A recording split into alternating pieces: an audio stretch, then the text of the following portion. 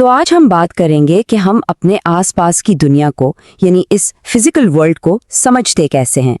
ये एक ऐसा सवाल है ना जो इंसान हमेशा से खुद से पूछता आया है। और ये कोई मामूली सवाल नहीं बल्कि एक बहुत ही बुनियादी सवाल है। सोचें जरा, इंसान ने जब से होश संभाला है वो आसमान में सूरज को, रात में तारों को और वसी समुद्रों को देखकर हैरान होता रहा है। यही तजस्सुस, यही क्यूरियोसिटी तो सारी साइंस की जड़ है। तो अगर हमें रिलायबल आंसर्स चाहिए, अगर हम वाकई में अपनी दुनिया को साइंस की नज़र से समझना चाहते हैं, तो सबसे पहला सबसे ज़रूरी कदम क्या है? वो है पैमाइश यानी मेजरमेंट। इसके बगैर सब कुछ सिर्फ अंदाज़ा है, तुक्का है। अच्छा, तो चलें इसको थोड़ा और गहराई से देखते हैं। सोचें क्या होगा अगर नाप तोल का कोई स्टैंडर्ड ही ना हो, मतलब हर कोई अपने ही तरीके से चीज़ों को नापना शुरू कर दे। क्या होगा फिर?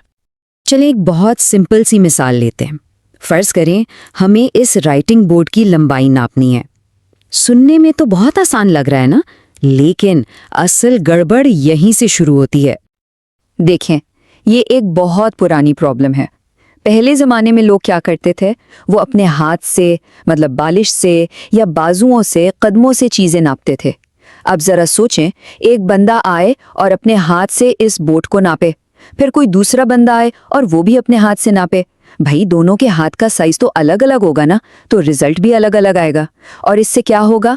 सिर्फ कंफ्यूजन और झगड़ा।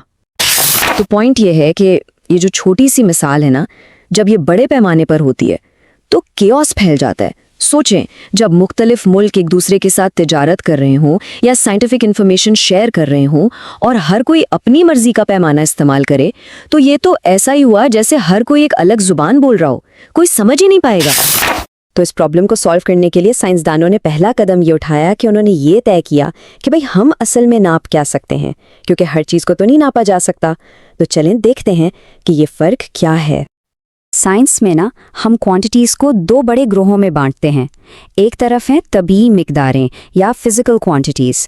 ये वो चीज़ें हैं जिन्हें हम आलात से नाप सकते हैं, जैसे लंबाई, वक्त, दर्जाए हरारत। दूसरी तरफ है गैर तबीई मिकदारें, जैसे मोहब्बत, खूबसूरती या अकल। इनका ताल्लुक हमारे एहसासात से है और इनको नापने का कोई पैमाना नहीं बना आज तक। तो सवाल ये है कि पैमाइश की इस गड़बड़ का, इस केओस का हल क्या निकला? हल था एक ऐसा सिस्टम बनाना जो सबके लिए एक जैसा हो, एक यूनिवर्सल लैंग्वेज, एक ऐसी ज़बान जिसे पूरी दुनिया समझ सके और इस्तेमाल कर सके।